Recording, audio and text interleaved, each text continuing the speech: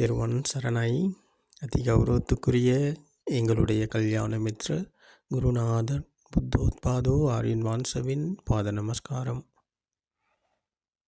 இப்போ நாங்கள் பார்ப்போம்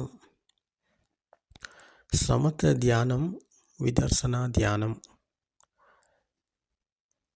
சமத்த தியானம் என்றால் என்ன, விதர்சனா தியானம் என்றால் என்ன, இது இரண்டுக்கும் என்ன வித்தியாசம் என்பதை நாங்கள் பார்ப்போம். சமத்த தியானம் என்பது மனதை ஒரு நிலைப்படுத்தி கொள்வது. மனதை ஒரு இடத்துல உட்கார்ந்துக்கிட்டு மனதை ஒரு நிலைப்படுத்தி கொண்டு கண்களை மூடி கைகளை வைத்து கொண்டு கண்களை மூடிக்கொண்டு மனதை ஒரு நிலைப்படுத்தி கொண்டு அதில் மூழ்கி பரவச நிலையில் இருப்பது தான் சமத்த தியானம். அப்போ இது சமத்த தியானத்தை மேற்கொள்கிறவர் ஒரு பரவச நிலையில் இருக்கிறார், அவர் சமாதி நிலையில் இருக்கிறார். அப்போ இதுதான் சமத்த தியானத்தை மேற்கொள்ளும் சமாதி நிலை. அந்த சமாதி நிலையில் அவர் ஆத்ம துஷ்டியில் இருக்கிறார். ஆத்ம துஷ்டி என்பது அவருக்கு என்னன்னு தெரியாது. ஆத்ம துஷ்டி என்றால் என்னன்னு தெரியாது. அப்போது அதை வைத்து கொண்டு ஆத்ம துஷ்டியில் தான் அவர் இருக்கிறார். ஆத்ம துஷ்டியில் இருந்து கொண்டு அவர் மனதை ஒரு நிலைப்படுத்தி கொண்டு அதில் மூழ்கி இருக்கிறார். அங்கே ஒரு சமாதி நிலை இருக்கிறது. இதுதான் சமத்த சமாதி. அந்த சமத்த சமாதியில் அவர் இருக்கிறார். அப்போ அவர் இருக்கும்போது அவருக்கு அந்த சமாதி நிலையானது பிரபஞ்சத்தோடு இணைந்து கொண்ட சுபாவம் அங்கே இருக்கிறது. அதாவது உணர்வு அற்ற சுபாவம் ஒன்று அங்கே இருக்கிறது. உணர்வு அற்ற சுபாவத்தில் அவர் இருக்கிறார். அப்போ அவருக்கு ஆத்ம துஷ்டியிலிருந்து அவர் விடுதலை பெறலை. விடுதலை பெறாத போது அவர் ஆத்ம துஷ்டியை வைத்து கொண்டு தான் அவர் அந்த சமத்த சமாதியில் மூழ்கி இருக்கிறார். அப்போ அவர் பிரபஞ்சத்தோடு இணைந்து விட்டதாக எண்ணிக்கொண்டிருக்கிறார். இதுதான் பகவான் புத்தர் சொன்னார், இதைத்தான் செய்தார் என்று சொல்லும் போதனையாளர்கள் இன்றைக்கு ஏராளமாக இருக்கிறாங்க. அப்போ இதுதான் சமத்த சமாதியின் நிலை. அப்போ இந்த நிலையில் தான் இன்றைக்கு பௌத்தர்களும் இந்த நிலையில் தான் இருக்கிறாங்க. பௌத்த பிக்ஷுக்கள் என்ற போர்வையில் இருக்கும் பிக்ஷுக்களும் இந்த சமாதி நிலையில் தான் மூழ்கியிருக்கிறார்கள். சமத்த சமாதியில் மனதை ஒரு நிலைப்படுத்தி கொண்டு அதில் மூழ்கி இருக்கிறார்கள். அதில் பரவச நிலையில் மிதந்து கொண்டிருக்கிறார்கள். அப்போ இந்த மிதக்கும் தன்மையில் அவர் இருக்கிறார். அப்போ இது பகவான் புத்தர் அவர்கள் புத்த நிலையை அடைய முதல்ல ஆலார காலாம உத்தகிராம புத்திர பசக தௌச என்ற குருமார்களிடத்தில் பயிற்சிகளை மேற்கொண்டார். அப்போ பயிற்சிகளை மேற்கொள்ளும் போது இவர்கள் எல்லாமே இந்த சமத்த தியானத்தை தான் செய்து இதில் பரவச நிலையில் பிரபஞ்சத்தோடு இணைந்து மூழ்கியிருந்தார்கள். அப்போ அவர்கள் மூச்சு நின்றதன் பிறகு, அதாவது மூச்சை நின்று விட்டால் அவர் அந்த பிரபஞ்சத்தோடு இணைந்து விடுவார். அதாவது அவர் அரூப தியானத்தில் தான் இருந்தார். இப்போ அரூப தியானம் என்பது தான் இந்த பிரபஞ்சத்தோடு இணைந்து விட்டதாக எண்ணுவது. இந்த அரூப தியானத்தில் மூழ்கி இருக்கும் அவர் அரூப உலகத்தில், உருவமற்ற உலகத்தில் அவருடைய பிறப்பு நடக்கும். அவருக்கு உருவம் ஒன்று இல்லை, ஆனால் அவர் பிறப்பார். அப்போ பிறந்தவர் என்ன செய்கிறார், பல ஆயிரம் வருடக்கணக்கில் அங்கே அதில் மூழ்கி இருந்ததுனால அந்த மற்ற எண்ணங்களுக்கு அவருக்கு இடம் கொடுக்காமல் ஒரு எண்ணத்தில் மூழ்கி இருந்ததுனால, மனதை ஒரு நிலைப்படுத்தி கொண்டிருந்தனால அங்கே சமத்த என்ற சமாதியில் அவர் மூழ்கி இருந்ததுனால அந்த சமாதி நிலையானது பல ஆயிரக்கணக்கான வருடங்களாக அவர் அந்த பிரபஞ்சத்தோடு இணைந்திருப்பார். ஆனால் அவர் மறுபடியும் பிறப்பார். ஏனென்றால் அவர் ராக தேச மோக என்ற ஆசை கோபம் மாயிலிருந்து அவர் விடுதலை பெறலை, சக்காய் துஷ்டியிலிருந்து அவர் விடுதலை பெறலை, ஆத்ம துஷ்டியிலிருந்து அவர் விடுதலை பெறலை. அதனால் அவர் பிரபஞ்சத்தோடு இணைந்திருந்தாலும் பல ஆயிரம் வருடங்கள் அவர் அந்த சமாதி நிலையில் இருந்து மூழ்கி இருந்து மறுபடியும் மானிய மக்கரோ அதிமானிய கொக்குரோ என்பதைப் போல அவருடைய ஈகோ ஆணவம் எப்படியாப்பட்டதாக இருந்ததோ அதற்கேற்றது போல அவர் குரங்காகவோ நாயாகவோ பிறப்பார் என்று பகவான் புத்தர் அவர்கள் கூறுகிறார்கள். இப்போ இதைத்தான் பகவான் புத்தர் அவர்கள் புத்த நிலையை அடையுவதல்ல, இதைத்தான் செய்து வந்தார்கள். இந்த பயிற்சிகளை மேற்கொண்டு இதில் எல்லாத்தையும் செய்து பார்த்தார்கள். செய்து பார்த்தால் இது எங்கேயும் மனதில் மேலும் வலி இல்லை, துன்பத்தில் மேலும் வழி இல்லை, இது நிர்வாணம் அடையும் வழி இல்லை என்று புரிந்து கொண்டார்கள். புரிந்து கொண்டதன் பிறகுதான் இதில் இருப்பதனால எந்த பலனும் கிடையாது, இந்த சமாதியின் நிலையில் மூழ்கி இருப்பதனால துன்பத்திலிருந்து விடை பெற முடியாது, எந்த பலனும் கிடையாது என்பதை புரிந்து கொண்டு அங்கிருந்து விடை பெறுகிறார்கள். இந்த குருமார்களிடத்திலிருந்து விடை பெற்று கொண்டு சென்று தான் இந்த படிச்ச சமுப்பாதை என்ற மனம் உருவான விதம் பற்றி ஒரு தேடுதலை செய்தார்கள். அப்போ இந்த தேடுதலானது தான் விதர்சனா தியானம். பகவான் புத்தர் அவர்கள் கூறியது இந்த விதர்சனா தியானம் பற்றி தான். விதர்சனா தியானத்தை தவிர சமத்த தியானத்தை பற்றி பகவான் புத்தர் எங்கேயுமே சொல்லலை. சமத்த தியானத்தை மேற்கொள்பவர் நிர்வாணம் அடைவார் என்று புத்தர் அவர்கள் எங்கேயுமே சொல்லலை. அப்போது பகவான் புத்தர் அவர்கள் இந்த படித்த சமுப்பாதை என்ற மனம் உருவான விதம் பற்றி ஒரு ஆழ்ந்த சிந்தனை, ஒரு ஆழ்ந்த விமர்சனம் செய்கிறார்கள் கயாசிசி போதி மூலையில். அப்போ இந்த விமர்சனமானது தான் விதர்சனா தியானம். அப்போ இது ஒரு இடத்துல உட்காந்துக்கிட்டு கண்களை மூடிக்கொண்டு கைகளை வைத்து கொண்டு மனதை ஒரு நிலைப்படுத்தும் தியானம் கிடையாது இந்த விதர்சனா தியானம் என்பது. அப்போ இந்த தியானம் என்பது எல்லா நேரங்களிலும் எங்களால் செய்யக்கூடியது. எல்லா காரியத்திலும் நாங்கள் ஈடுபடும் போதும் எங்களுக்கு இதை செய்ய முடியும். நாங்கள் நிற்பது, நடப்பது, இருப்பது, படுப்பது என்ற 4 நிலைகளிலும் இந்த விதர்சனா தியானத்தை மேற்கொள்ள முடியும். அப்போ இதுதான் இதில் உள்ள விசேஷமான ஒரு அங்கம். இதுதான் இந்த விதர்சனா தியானத்தில். அப்போது மனம் உருவான விதம் பற்றி ஒரு விமர்சனத்தை தேடுதலை செய்யும் பகவான் புத்தர் அவர்கள் மனம் உருவான விதம் பற்றி கண்டுபிடிக்கிறார்கள். பிறந்த நிலைக்கு சென்று பார்க்கிறார்கள். அப்போதான் புப்பே நிவாசானுசதி ஞானம் என்று பகவான் புத்தர் அவர்கள் கூறுகிறார்கள். மனம் உருவான விதம் பற்றி தேடுதல் செய்யும் ஒரு ஞானம். அப்போ இந்த ஞானம் தான் புப்பே நிவாசானுசதி ஞானம். அப்போ இதுதான் விதர்சனா தியானம். அப்போது மனம் உருவான விதம் பற்றி பார்க்கும்போது பிறந்த போது பிஞ்சு குழந்தைக்கு மனம் உருவாகி இருக்கலை. அங்கே பிரபாஸ்பரமான மனநிலை, அந்த மனதில் எந்த ஒரு நல்லது கெட்டதோ இருக்கலை, எந்த ஒரு எண்ணமுமே அந்த பிஞ்சு குழந்தையின் மனதில் இருக்கலை. அப்போ அந்த பிஞ்சு குழந்தையின் மனதில் எப்படி இதெல்லாம் உருவானது என்பதை தேடும் ஞானம்தான் விதர்சனா தியானம். அப்போ இப்படித்தான் மனம் உருவானது என்பதை கண்டுபிடிக்கிறார்கள் பகவான் புத்தர் அவர்கள். பிறந்த போதும் பிஞ்சு குழந்தைக்கு எதுவுமே இருக்கலை. நான் ஆண், நான் பெண், நான் நல்லவர், நான் மேல் ஜாதி, நான் கீழ் ஜாதி, நான் தமிழ், நான் இங்கிலீஷ், நான் ஹிந்தி, நான் ஜப்பான் அப்படின்னு அந்த குழந்தைக்கு அப்படி ஒன்றும் எதுவுமே கிடையாது, எதுவுமே தெரியாது. அப்போ இதெல்லாமே போட்டுக்கொண்ட விடயங்கள், நாங்கள் சேர்த்து கொண்ட விடயங்கள் தான் இவை அனைத்துமே துஷ்டி. அப்போது இந்த மனம் உருவான விதம் பற்றி தேடும்போது பார்க்கும்போது இப்போ எதுவுமே அந்த குழந்தைக்கு இருக்கலை, எதுவுமே அந்த மனசில் இருக்கிற பிரபாஸ்வரமான நிலை. பிரபாஸ்வரம் என்றால் ஏதுமே இல்லாத தூய்மையான மனது, ஒன்றுமே இல்லாத தூய்மையான மனது. தூய்மையான மனது எப்படி தூய்மையற்ற நிலையை அடைந்தது?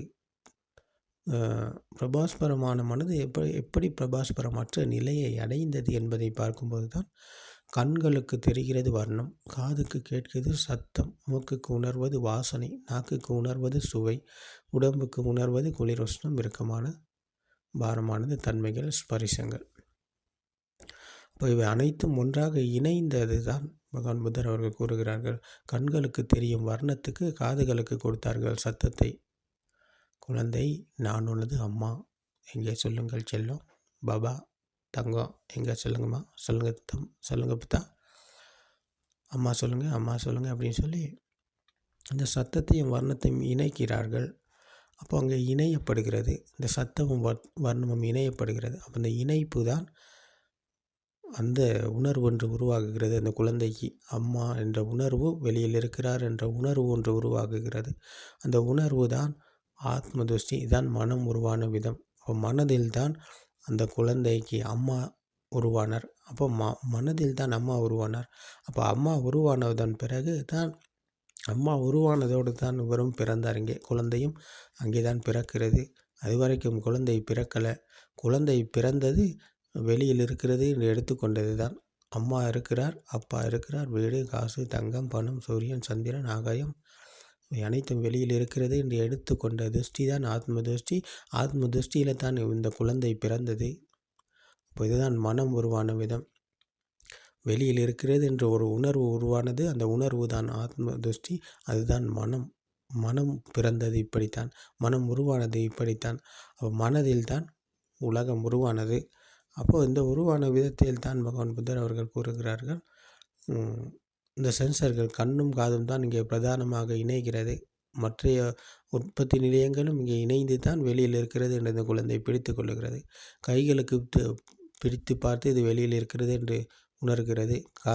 மூக்குக்கு உணர்வது வெளியில் இருக்கிறது என்று உணர்கிறது. நாக்குக்கு உணர்வதை வெளியில் இருக்கிறது என்று உணர்கிறது. அப்போ இது அனைத்தும் ஒன்றாக இணைந்தது தான் வெளியில் இருக்கிறது என்று இந்த மனம் இங்கே உருவானது. அப்போது 5 சென்சார்களும் ஒன்றாக இணைந்தது தான் மனது. மனதில் தான் மனம் இப்படித்தான் உருவானது.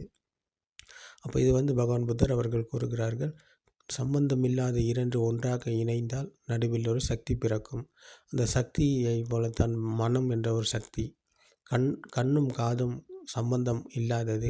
அது 2ம் இணைந்த போது நடுவில் ஒரு சக்தி பிறக்கிறது. அதுதான் மனது. மனது என்பது ஒரு அதிர்வு. கண்ணும் காதும் இணைந்த போது ஒரு அதிர்வு உருவாகுகிறது. அந்த அதிர்வு தான் மனது. அந்த மனது என்பது அதிர்வின் காரணமாக வேகமாக சுழலுகிறது. வேகமாக சுழல்வது என்பது ஒரு பம்பரம் இருக்கிறது. பம்பரத்தை நாங்கள் ஒரு முறை சுழற்றிவிட்டால் பல தடவைகள் அது வேகமாக சுழலும். இதே போல தான் நாங்கள் சொல்கிறோம். இன்னும் இதை சொல்கிறதா இருந்தால், ஒரு ஒரு பந்தை பற்ற வைத்து, ஒரு கம்பியால் கட்டி அதை பற்ற வைத்து வேகமாக நாங்கள் சுழற்றினால் ஒரு ஒரு வளையம், ஒரு வட்ட வடிவம் அங்கே எங்களுக்கு தெரியும். அப்போ நாங்கள் சொல்கிறோம், வட்ட வடிவம் ஒன்று அங்கே இருக்கிறது அப்படின்னு. ஆனால் அது வேகத்தால் உருவாக்கப்பட்டது. வட்ட வடிவம் ஒன்று அங்கே இல்லை, அது வேகத்தால் உருவாக்கப்பட்டது. இதை சுழற்றும் போது, பந்தை பற்ற வைத்து அதை சுழற்றும் போது அங்கே பந்தம் ஒன்று எரிகிறது. வேகமாக ஒரு வடிவம், வட்ட வடிவம் தெரிகிறது. அது இருக்கிறது என்று நாங்கள் நினைக்கிறோம். ஆனால் பகவான் புத்தர் அவர்கள் கூறுகிறார்கள், இது நாங்கள் வேகமாக சுழற்றுவதன் காரணமாக இருக்கிறது என்று சொல்கிறோமே தவிர, அந்த வேகத்தின் காரணமாக இருக்கிறதே தவிர அது உண்மையாக அப்படி ஒன்று அங்கே இல்லை. இப்போ இதே போலத்தான் பகவான் புத்தர் அவர்கள் கூறுகிறார்கள், இந்த அதிர்வு என்பது வேகமாக சுழல்வதன் காரணமாக, கண்ணும் காதும் இணைந்தது ஒரு அதிர்வு. அந்த அதிர்வு வேகமாக சுழல்வதன் காரணமாக இருக்கிறது என்று நாங்கள் சொல்லிக்கொண்டு நினைத்து கொண்டிருக்கிறோம். வெளியில் எல்லாமே இருக்கிறது. கண், காது, மூக்கு, நாக்கு, உடம்பு அனைத்தும் ஒன்றாக இணைந்தது மனது. அப்போ மனதில் தான் எல்லாமே இருக்கிறது. அப்போ வெளியில் இருக்கிறது என்று நினைத்து கொண்டிருக்கிறோம். இந்த வேகத்தின் காரணமாக, இது வேகமாக சுழல்வதன் காரணமாக நாங்கள் வெளியில் இருக்கிறது என்று நினைத்து கொண்டு, சொல்லிக்கொண்டு, எடுத்துக்கொண்டு அந்த திருஷ்டியில் தான் இன்றைக்கு வாழ்ந்து கொண்டிருக்கிறோம். அப்போ இதுதான் ஆத்ம திருஷ்டி, இதுதான் சக்காய திருஷ்டி. அப்போ இதுதான் மனம் உருவான விதம். அந்த மனம் உருவான விதத்தை பற்றி பகவான் கூறுகையில், அப்போ இது சம்பந்தம் இல்லாத 2 ஒன்றாக இணைந்தது தான் மனது. அப்போ இதே போல் இன்னும் ஒரு உதாரணத்தை கூறுகிறார்.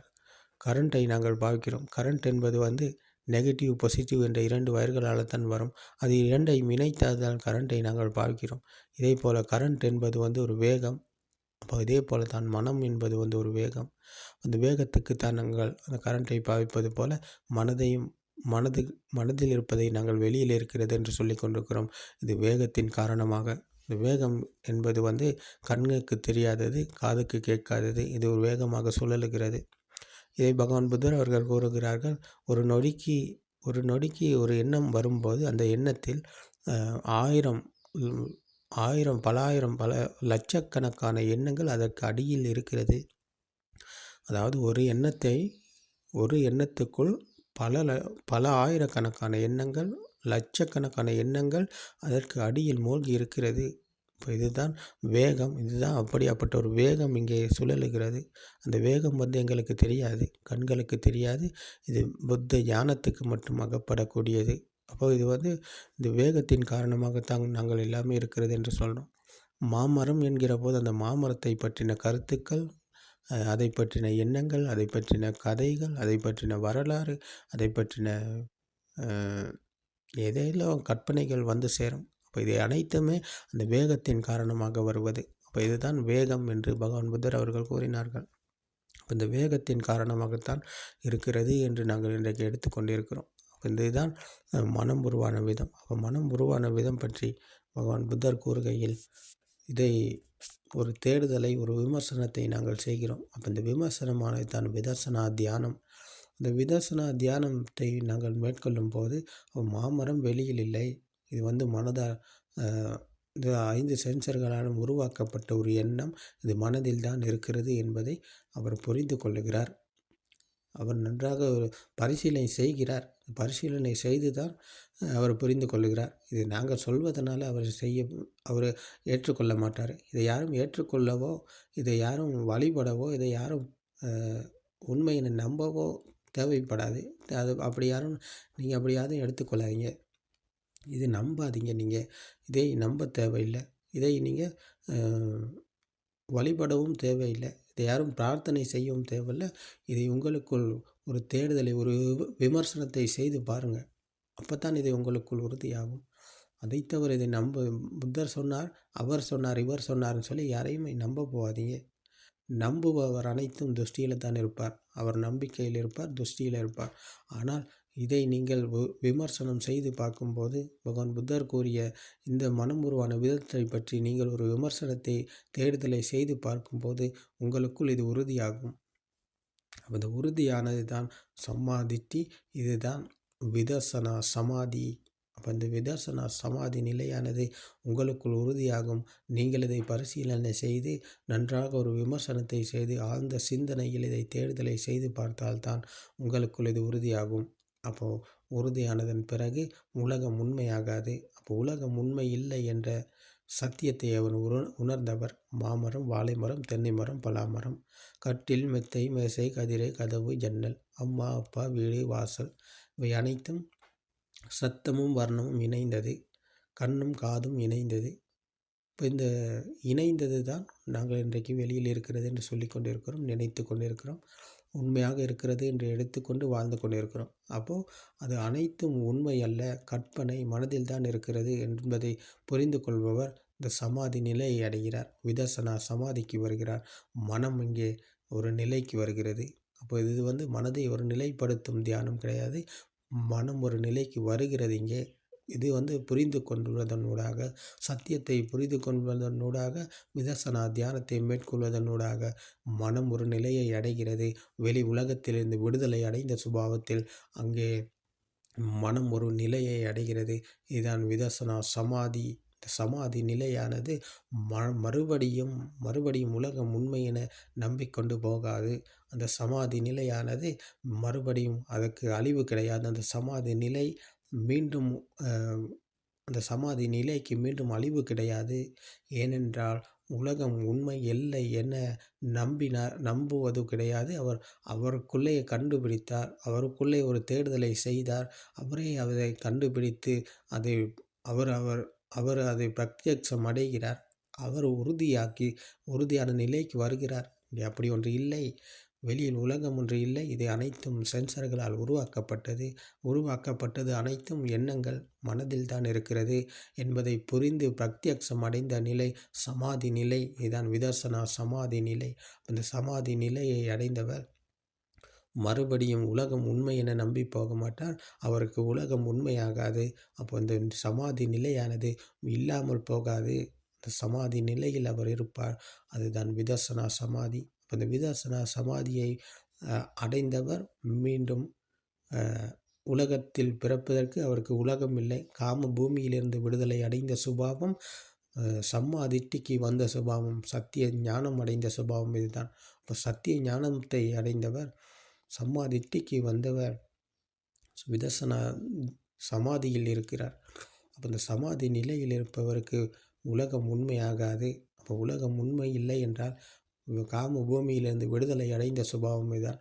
காம பூமியிலிருந்து விடுதலை அடைந்த போது அவருக்கு காம பூமியில் பிறப்பதற்கு மீண்டும் காம பூமி அவருக்கு உண்மையாகாது. அப்போ இதுதான் காம பூமியிலிருந்து விடுதலை அடைந்த சுபாவம். இப்போ இந்த விதர்சன சமாதி நிலையில் இருக்கும் இவருக்கு உலகம் உண்மை இல்லை என்றால் அவர் இருப்பது மனதை ஒரு நிலைப்படுத்தி கொண்டு அல்ல, உண்மையை சத்தியத்தை கண்டு உணர்ந்து பிரத்யட்சம் அடைந்த நிலையில் இவர் சம்மாதிட்டிக்கு வந்து சத்திய ஞானம் அடைந்திருக்கிறார். அவரும் இங்கே இல்லை. அப்போ உலகம் இல்லை என்றால் நான் இருக்கிறேனா? நான் இருப்பது உலகம் இருக்கிறது என்று எடுத்துக்கொண்ட எண்ணத்தில் மாமரம், வாழைமரம், தென்னை மரம், பலாமரம் இவை அனைத்தும் வெளியில் இருக்கிறது என்று எடுத்துக்கொண்ட எண்ணங்களில் தான் நான் இருந்தேன். அது எனதானது, அதுதான் என்னுடைய ஆன்மா. அப்போ ஆத்மா என்ற துஷ்டியிலிருந்து விடுதலை அடைந்த சுபாவம் தான். அப்போ மாமரம், வாழைமரம், தென்னை மரம், பலாமரம் என்பது வெளியில் இல்லை, மனதில் தான் என்பதை புரிந்து கொள்ளும் போது வெளியில் இருந்த உலகத்தில் இருந்து அவர் விடுதலை அடைந்த போது அவர் ஆத்ம துஷ்டியிலிருந்து தான் விடுதலை அடைகிறார். ஆத்ம துஷ்டியிலிருந்து விடுதலை அடைந்த போது அவருக்கு உலகம் உண்மையாகாது. அவர் இருப்பது சாந்தமான இனிமையான சுவையில். உலகம் உண்மை இல்லை என்றால் அவருக்கு அவரும் இல்லை. உலகம் இல்லை என்றால் அவரும் இல்லை. அப்போது இதுதான் சாந்தமான இனிமையான சுவை இங்கே தான் இருக்கிறது. அப்போ இந்த இனிமையான சுவை இந்த மனம் உருவான விதம் பற்றி, விதர்சனா தியானம் பற்றி தெரிந்து கொண்டு இதை புரிந்து கொண்டு உறுதியான நிலை தான் விதர்சனா சமாதி நிலை. அந்த சமாதி நிலையானது சமத்த சமாதி அல்ல. அது சமத்த சமாதி என்பது இல்லாமல் போகும், ஒரு நிலையில் இருக்கக்கூடியது கிடையாது. சமத்த சமாதி என்பது ஏனென்றால் அவர் சமத்த சமாதியில் இருப்பவர் ஆத்ம துஷ்டியில் தான் இருக்கிறார். அவர் ஆத்ம துஷ்டி என்னவென்று அவருக்கு தெரியாது.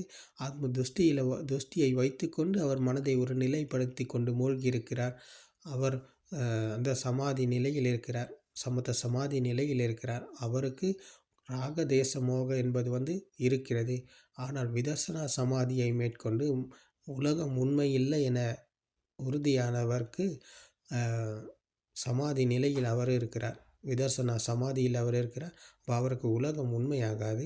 இப்போ உலகம் உண்மையாகாத போது அவருக்கு மீண்டும் பிறப்பு கிடையாது. ஏனென்றால் அவர் ஆத்ம துஷ்டியிலிருந்து விடுதலை அடைந்து விட்டால், ஆத்ம துஷ்டியிலிருந்து விடுதலை அடைந்த அவருக்கு மறுபடியும் ஆத்ம துஷ்டிக்கு அவர் போக மாட்டார். ஆத்ம துஷ்டி என்பது அவருக்கு கைவிடப்பட்டது.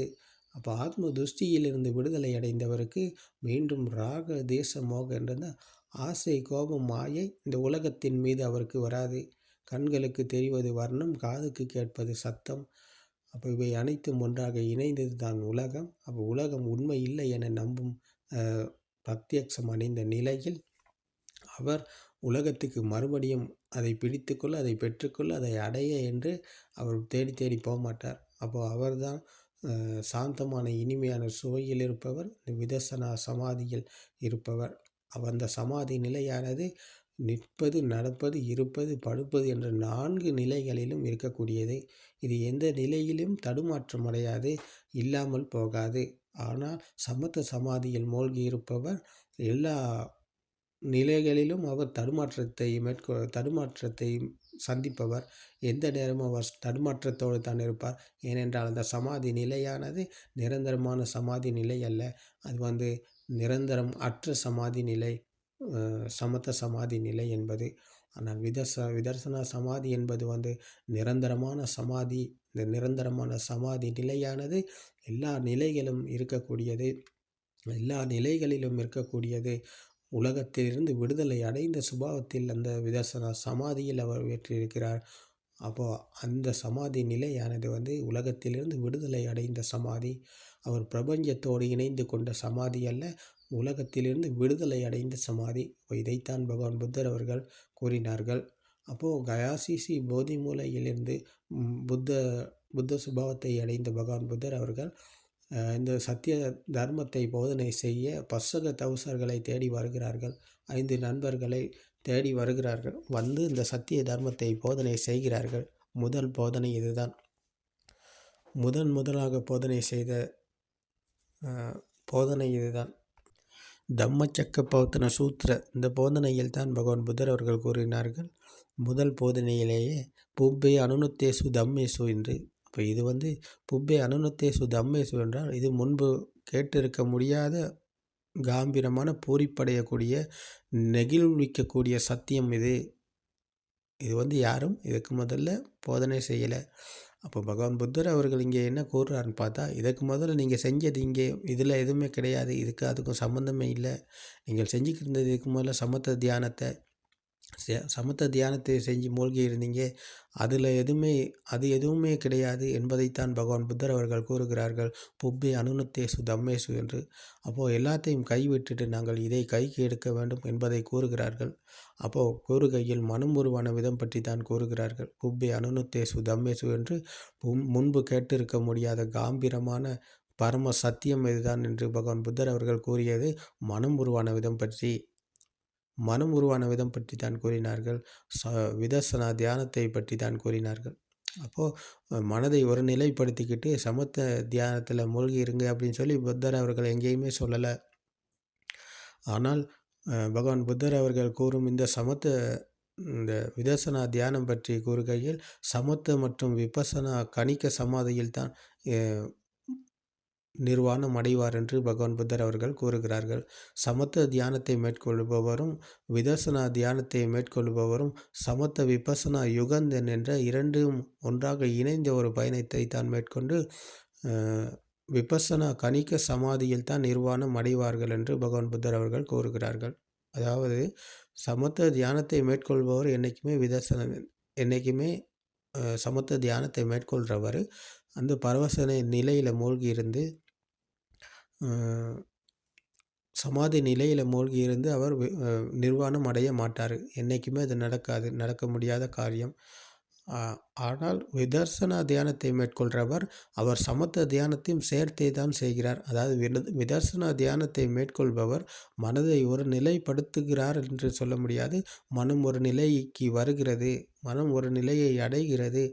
அப்போது இது புரிதலினூடாக நடக்கிறது. விதர்சனா தியானத்தை மனம் உருவான விதம் பற்றி புரிந்து கொண்டு அதை நிரந்தரமாக அவர் உண்மை என உறுதியானதன் பிறகு அவர் உலகத்திலிருந்து விடுதலை அடைகிறார், காம பூமியிலிருந்து விடுதலை அடைகிறார். அப்போ மனம் ஒரு நிலையை அடைகிறது, ஒரு நிலைக்கு வருகிறது. அது அந்த மனதை ஒரு நிலைப்படுத்தும் நிலை அல்ல, இது புரிதலினூடாக நடக்கிறது. அப்போ இது இரண்டும் ஒன்றாக இணைகிறது. இங்கே விதர்சனா மற்றும் சமத்த மற்றும் விபசனா கணிக்க சமாதியில் தான் இது இரண்டும் ஒன்றாக இணைந்த ஒரு பயணத்தை தான் அவர் மேற்கொள்கிறார். ஆனால் சமத்த தியானத்தை மேற்கொள்வதவர் யாருமே விதர்சனா தியானம் பற்றி தெரியாதவர்கள். விதர்சனா தியானம் பற்றி தெரியாத ஒருவருக்கு நிர்வாணம் அடைய முடியாது. ஆனால் விதர்சனா தியானம் மேற்கொள்பவர் சமத்த தியானத்தையும் சேர்த்தே தான் மேற்கொள்கிறார். அது இரண்டும் ஒன்றாக இணைந்த பயணத்தை அவர் மேற்கொண்டு விபசனா கணிக்க சமாதியில் அவர் நிர்வாணம் அடைகிறார் என்று பகவான் புத்தர் அவர்கள் கூறுகிறார்கள். அப்போ இது கொஞ்சம் ஆழமான கருத்து. நாங்கள் ஆரம்பத்திலிருந்து சரியாக போனால் இது எங்களுக்கு கொஞ்சம் கொஞ்சமாக புரிய வரும். இப்போ மனம் உருவான விதம் பற்றி தான் பகவான் புத்தர் அவர்கள் இங்கே கூறினார்கள். விதர்சனா தியானத்தை பற்றி தான் கூறினார்கள். சமத்த தியானத்தை பற்றி எங்கேயுமே சொல்லலை, யாருக்குமே சொல்லலை. நீங்கள் சமத்த தியானத்தை மேற்கொள்ளுங்க, உங்களுக்கு இதில் நிர்வாணம் அடைய முடியும் என்று சொல்லி யாரையுமே சொல்லலை. ஆனால் சமத்த தியானத்தை மேற்கொண்டு பரவச நிலையில் மூழ்கி இருந்த அனைவருமே விதர்சனா தியானத்துக்குத்தான் வந்தார்கள். பகவான் புத்தர் சென்ற வழிக்குத்தான் வந்தார்கள். மனம் உருவான விதம் பற்றி தெரிந்து கொண்டு மனதின் மேலும் வழியில் பயணம் செய்து மனதில் இருந்து விடுதலை அடைந்து எண்ணங்களில் இருந்து விடுதலை அடைந்து சமத்த விபசனா யுகந்த் என்ற பயணத்தை மேற்கொண்டு விபசனா கணிக்க சமாதியில் அவர் நிர்வாணம் அடைந்தார். அப்போ இதுதான் பகவான் புத்தர் கூறிய பரம சத்தியம். அப்போது சமத்த தியானமும் விதர்சனா தியானமும் என்பது இரண்டு, அது ஒன்று கிடையாது. அப்போது இரண்டு என்பது பகவான் புத்தர் கூறியது தான் சமத்த தியானம் அல்ல, விதர்சனா தியானம். இப்போ உலகத்தில் இன்றைக்கி சமத்த தியானத்தை மேற்கொண்டு அதில் பரவச நிலையில் மூழ்கி இருக்கும் சமத்த தியானிகள் தான் இன்றைக்கி உலகத்தில் ஏராளமாக இருக்கிறாங்க. அவர்கள் எல்லாமே நினைத்து கொண்டு இருக்கிறார்கள், இதைத்தான் பகவான் புத்தர் அவர்கள் சொன்னார், இதைத்தான் செய்தார் என்று. சமத்த தியானத்தில் மூழ்கி இருக்கிறாங்க. அப்போ அவர்கள் இருப்பது அந்த பரவச நிலையில், சமாதி நிலையில் இருக்கிறாங்க. ஆனால் அது அந்த பிரபஞ்சத்தோடு இணைந்து அவர் இருப்பார். ஆனால் அவருக்கு பிறப்பு இருக்கிறது. அவர் பிறப்பிலிருந்து விடுதலை அடையலை. ஏனென்றால் அவருக்கு ஆத்ம துஷ்டியில் இருந்து கொண்டு தான் அவர் அந்த பரவச நிலையில் மூழ்கியிருக்கிறார். ஆனால் பகவான் புத்தர் கூறிய இந்த விதர்சனா தியானம் பற்றி, இவர் விதர்சனா தியானத்தை மேற்கொள்பவர், மனம் உருவான விதம் பற்றி ஒரு விமர்சனத்தை, ஆழ்ந்த சிந்தனையை செய்பவர், மனதின் மாயையிலிருந்து விடுதலை அடைய மனம் உருவான விதம் பற்றி இவர் தெரிந்து கொள்கிறார். தெரிந்து கொண்டு இதை உறுதியானதன் பிறகு அவர் ஆத்ம துஷ்டியிலிருந்து விடுதலை அடைகிறார். அப்போ ஆத்ம துஷ்டியிலிருந்து விடுதலை அடைந்தவருக்கு மறுபடியும் ஆன்மா ஒன்று இங்கே இல்லை என அவர் உறுதியாக்குகிறது அவருக்கே. அப்போ ஆன்மா என்று இங்கே ஒன்று இல்லை. ஆன்மா என்ற துஷ்டியில் தான் நான் இருந்தேன். அப்போ ஆத்ம துஷ்டியிலிருந்து விடுதலை அடைந்த போது நான் என்று இங்கே ஒருத்தர் இல்லை. அப்போது வெளியில் இருக்கிறது என்று எடுத்துக்கொண்ட எண்ணத்தில் தான் நான் இருந்தேன். இப்போ எண்ணம் உண்மை கிடையாது, அது வெளியில் இருப்பது கிடையாது, மனதில் தான் இருக்கிறது என்ற சத்தியத்தை புரிந்து கொண்டபோது அவர் வெளி உலகத்திலிருந்து விடுதலை அடைகிறார். ஆத்ம துஷ்டியிலிருந்து விடுதலை அடைகிறார். அப்போ இதுதான் பகவான் புத்தர் கூறிய விதர்சனா தியானம், மனம் உருவான விதம் பற்றி. அப்போ இந்த மனம் உருவான விதம் பற்றி புரிந்து கொள்பவர் விதர்சனா தியானத்தை தான் மேற்கொள்கிறார். அவர் எல்லா இடத்திலும் இதை செய்ய முடியும். எந்த காரியத்தை செய்து கொண்டிருந்தாலும் அதில் ஈடுபட்டு கொண்டே இதை செய்ய முடியும். அப்போ இதுக்கு நாங்கள் ஒரு இடத்துல உட்காந்துக்கிட்டு கண்ணை மூடிக்கிட்டு கைகளை வச்சுக்கிட்டு பரவச நிலையில் மூழ்கி இருப்பது போல் இது மூழ்கி இருக்கும் ஒன்று கிடையாது. நாங்கள் பஸ்ஸில் பயணம் செய்பவராக இருக்கலாம், தொழில் செய்து கொண்டு இருப்பவராக இருக்கலாம், வேறு காரியங்களில் ஈடுபடுறவங்களாக இருக்கலாம். ஆனால் எல்லா காரியங்களையும் ஈடுபட்டு கொண்டு இந்த போதனைகளை கேட்கும் போது நாங்கள் இதை செவி மடுப்போமானால், இது எங்களுக்கு நன்றாக கேட்குது என்றால், நாங்கள் ஒரு விமர்சனத்தோடு இதை நாங்கள் கேட்கிறோம் என்றால் எங்களுக்குள் இதை புரிய வரும். எங்களுக்கே இது புரிய வரும். இது யார் சொன்னார், எவர் சொன்னார் அப்படின்றது கிடையாதுங்க. எங்களுக்குள் உறுதியாகும், உங்களுக்குள் உறுதியாகும். இதுதான் சத்தியம் என்பது. அந்த சத்தியத்தை கேட்கும் போது, உறுதியாகும் போதும் இதை நாங்கள் மீண்டும் இதை செய்து பார்க்கணும். இதை உண்மையா பொய்யா, இது என்ன இருக்கிறது, சத்தியம் இருக்கிறதா என்ற தேடுதல் எங்களுக்குள் இருக்கணும். அப்போ எங்களுக்குள் நாங்கள் ஒரு தேடுதலை செய்யணும். அப்போ மாமரம் என்பது கண்களுக்கு தெரிந்த வர்ணம், காதுக்கு கேட்டது சத்தம், மூக்குக்கு உணர்ந்தது வாசனை, நாக்குக்கு உணர்ந்தது சுவை, உடம்புக்கு உணர்ந்தது குளிர், உஷ்ணம், இறுக்கமான பாரமான இந்த தன்மைகள், ஸ்பரிசங்கள். இப்போ இவை அனைத்தும் ஒன்றாக இணைந்தது தான் மாமரம். அப்போ 5 சென்சர்களும் ஒன்றாக இணைந்தது தான் மனது. மனது என்பது தான் ஆத்ம துஷ்டி. அப்போ ஆத்ம துஷ்டியில் தான் மாமரம் வெளியில் இருக்கிறது என்று நாங்கள் நினைத்து கொண்டு, சொல்லிக்கொண்டு, எடுத்துக்கொண்டு வாழ்ந்து கொண்டு இருக்கிறோம். அப்போ இது உண்மையா, இது பொய்யா, இதில் என்ன சத்தியம் என்ற தேடுதலை நீங்கள் தான் செய்யணும். அப்போ நீங்கள் இதை செய்து பார்க்கும்போது உலகம் எங்கேயுமே உங்களுக்கு உண்மையாகாது. நீங்கள் எதை பார்த்தாலும், எதை கேட்டாலும், எதை உணர்ந்தாலும் எதுவுமே உங்களுக்கு உண்மையாகாது. இவை அனைத்தும் சென்சார்களால் உருவாக்கப்பட்டது, உற்பத்தி நிலையங்களால் உருவாக்கப்பட்டது என்ற உணர்வு உங்களுக்குள்ளே உருவாகும். அந்த உணர்வு உறுதியானதன் பிறகு நீங்கள் சம்மாதிட்டிக்கு வருவீர்கள். சம்மாதிட்டியானது சத்திய ஞானம் அடைந்த சுபாவம். அந்த சத்திய ஞானம் அடைந்து விட்டால் உங்களுக்கு உலகம் உண்மையாகாது. சத்திய ஞானம் அடைந்த நீங்கள் ஆத்ம துஷ்டியிலிருந்து விடுதலை அடைவீர்கள். ஆத்ம துஷ்டியிலிருந்து விடுதலை அடைஞ்சின்னு சொன்னால் மறுபடியும் உலகம் உண்மை என நீங்கள் நம்பிக்கொண்டு போக மாட்டீங்க. அப்போ உலகத்திலிருந்து விடுதலை அடைந்த, காம பூமியிலிருந்து விடுதலை அடைந்த சுபாவத்தில் நீங்கள் சம்மாதிட்டிக்கு வந்தவர்.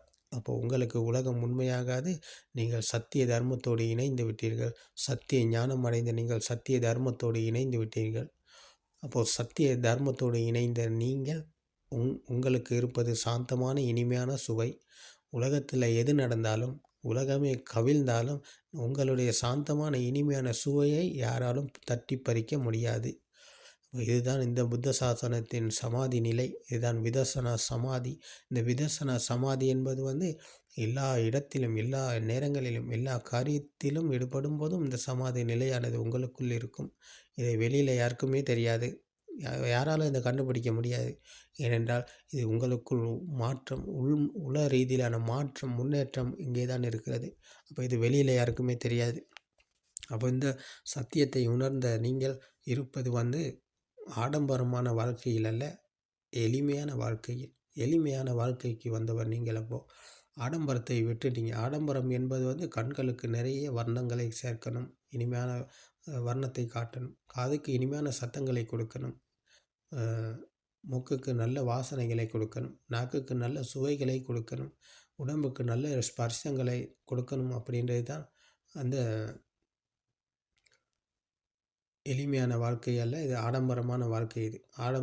ஆடம்பரமான வாழ்க்கையில் இதை உற்பத்தி நிலையங்களை போஷணை செய்வது தான் ஆடம்பரம். அப்போ மனதுக்கு தேவையானதை கொடுத்து கொடுத்து மனம் சொல்வதையெல்லாம் செய்து கொண்டு அதை பெற்றுக்கொள்ள, இதை அடைய, அதை தன் வசப்படுத்தி கொள்ள என்று ஓடி ஓடி திரிந்தவர் இருந்தது ஆடம்பரத்தில். அப்போ ஆடம்பரத்திலிருந்து நீங்கள் விடுதலை அடைகிறீர்கள். எளிமையான வாழ்க்கைக்கு வருகிறீர்கள். எளிமையான வாழ்க்கையில் உங்களுக்கு எது கிடைக்கிறதோ, எது இருக்கிறதோ அதில் நீங்கள் இன்பம் பெறுவீர்கள், மகிழ்ச்சி அடைவீர்கள், திருப்தி அடைவீர்கள். அப்போ இந்த திருப்தியான நிலை இதுதான் இந்த சமாதி நிலையில் தான் இருக்கிறது. இந்த சமாதி நிலையை அடைந்தவர் திருப்தியை அடைகிறார். அவருக்கு எது இருந்தாலும் ஒன்றுதான், எது இல்லை என்றாலும் ஒன்றுதான். அவர் இருப்பது சமாதி நிலையில், சுவையில். இதான் நிர்வாண சுவை. அப்போ இது வந்து இந்த சுவையை பகவான் புத்தர் அவர்கள் கூறுகிறார்கள். இந்த சத்திய ஞானம் அடைந்தவர் மீண்டும் காம பூமியில் பிறக்க மாட்டார். அவர் காம பூமியிலிருந்து விடுதலை அடைந்து விட்டார். அவருக்கு துன்பகரமான பூமி அவருக்கு கிடையாது. அவருக்கு வெஞ்சியிருப்பது ரூப்பு பூமி மற்றும் அருப்பு பூமி என்ற இரண்டு பூமிகளை கடந்து அவர் நிர்வாணம் அடைவார். அவர் நிச்சயமாக நிர்வாணம் அடைவார் என்று பகவான் புத்தர் அவர்கள் கூறுகிறார்கள். நிச்சயமாக நிர்வாணம் அடைவார் இவர் தான். அப்போ இவர் வந்து ஒருபோதும் பள்ளத்துக்கு போக மாட்டார், கீழே போக மாட்டார். இவர் மேலே தான் போவார். அப்போது இதுதான் நியத்த சம்போதி பராயணை என்று பகவான் புத்தர் அவர்கள் கூறினார்கள். நியத்த சம்போதி பராயணை என்றது வந்து நிச்சயமாக அவர் நிர்வாணம் அடைவார். சத்திய ஞானம் அடைந்தவர் நிச்சயமாக நிர்வாணம் அடைவார். அதுக்கு பகவான் புத்தர் அவர்கள் உறுதியாக கூறுகிறார்கள். இந்த சமாதி நிலையை அடைந்தவர், விதர்சனா சமாதியில் சத்திய ஞானம் அடைந்த சமாதிட்டிக்கு வந்தவர் நிச்சயமாக நிர்வாணம் அடைவார். அவர் மறுபடியும் துன்பத்துக்கு போக மாட்டார். அவருக்கு துன்பத்திலிருந்து விடுதலை அடைந்தவர் இவர்தான். அவருக்கு மிஞ்சி இருப்பது காமபூமி மற்றும் காமபூமியிலிருந்து விடுதலை அடைந்து விட்டார். உப்பு பூமி மற்றும் அருப்பு பூமி. அப்போ இதற்கு இன்னொரு உதாரணத்தை கூறுகிறார்கள் பகவான் புத்தர் அவர்கள். ஆனந்த தேரரிடம் பகவான் புத்தர் அவர்கள் ஆனந்த இந்த இமயமலை பெரிதா, இந்த கையில் உள்ள கல் பெரிதா என்று கையில் ஒரு கல்லை எடுத்து வைத்து கொண்டு பகவான் புத்தர் அவர்கள் கேட்கிறார்கள். ஆனந்த தேரர் கூறுகிறார், சுவாமி, இமயமலை என்பது வந்து அதிவிசாலம், அதை சொல்ல முடியாத அளவுக்கு விசாலமானது. கையில் உள்ள கல் என்பதோ மிகவும் சிறியதானது அப்படின்னு சொல்கிறார். அப்போது பகவான் புத்தர் அவர்கள் கூறுகிறார்கள், ஆனந்த, அந்த இமயமலையைப் போல இந்த சத்திய ஞானம் அடைந்தவர் இமயமலையைப் போல ராகதேச மோகம் என்ற ஆசை கோபம் மாயிலிருந்து அவர் விடுதலை அடைந்து விட்டார். சத்திய ஞானம் அடைந்தவர், சத்திய ஞானம் அடைந்த சமாதி எட்டிக்கு வந்தவர், கர்ம பூமியிலிருந்து விடுதலை அடைந்தவர், கர்ம பூமியிலிருந்து விடுதலை அடைந்தவர் அந்த இமயமலையைப் போல ராகதேச மோகம் என்ற ஆசை கோபம் மாயிலிருந்து அவர் விடுதலை அடைந்து விட்டார். அவருக்கு எஞ்சி இருப்பது மீதும் இந்த கல்லை போல பகவான் புத்தர் கூறுகிறார்கள். கையில் உள்ள கல்லை போல அவருக்கு எஞ்சியிருப்பது இன்னும் கொஞ்சம்தான். அதையும் அவர் கடந்து நிர்வாணம் அடைவார் என்று பகவான் புத்தர் அவர்கள் உறுதியாக கூறுகிறார்கள். அப்போ இந்த நிலையானது வந்து உலகத்தையே தலைகீழாக மாற்றும் சுபாவம் இங்கே தான் இருக்கிறது. இந்த சமாதிட்டிக்கு வருவது என்பது வந்து இலகுவான காரியம் அல்ல. சத்திய ஞானம் அடைவது என்பது வந்து இலகுவான காரியம் அல்ல. இதை மீண்டும் மீண்டும் நாங்கள் ஒரு தேடுதலை செய்ய வேண்டும். ஒரு விமர்சனத்தை செய்து பார்க்கணும். அப்போது ஆசை கோபம் மாயிலே இருந்து விடுதலை அடைந்து விட்ட சுபாவம் உங்களுக்குள்ளேயே இது உணர முடியும். உங்களுக்குள்ளே இது உணர்ந்து பிரத்யக்ஷம் அடையக்கூடியதாக இருக்கும். அப்போது உங்களுக்கு உலகம் உண்மையாகாது. உலகம் உண்மையாகாத நிலையில் நீங்கள் சமாதிட்டிக்கு வந்த நிலைக்குள் உங்களுக்குள்ளேயே உறுதியாகும். இதுதான் சாந்திட்டிக்கோ என்று பகவான் புத்தர் அவர்கள் கூறினார்கள். இது உங்களுக்குள் உறுதியாகும். இதை புத்தர் சொன்னார், அவர் சொன்னார், இவர் சொன்னார் என்று சொல்வது கிடையாது. இது தனக்குள் உறுதியாகும். அப்போ உறுதியான நிலை தான் சம்மாதிட்டி. அப்போ சம்மாதிட்டிக்கு வந்தவர் தான் சம்மா சங்கப்ப, சம்மா வாச்சா, சம்மா ஆஜீவ, சம்மா கம்மந்த, சம்மா வாயாம, சம்மா சதி, சம்மா சமாதி என்ற 8 வழி பாதைகள் அவருக்குத்தான் திறக்கப்படுகிறது. சம்மா திட்டிக்கு வந்தவருக்குத்தான் பாதை திறக்கப்படுகிறது. அப்போ அவர் பாதையில் பயணம் செய்பவர் இவர்தான். அப்போ பயணம் செய்து சம்மா ஞானம், சம்மா விமுக்தி என்ற நிலையில் அவர் நிர்வாணம் அடைவார். இப்போ நிர்வாணம் அடைவதற்கு சத்திய தர்மம் உங்களுக்கு துணையாக இருக்கும். திருவன் சரணை.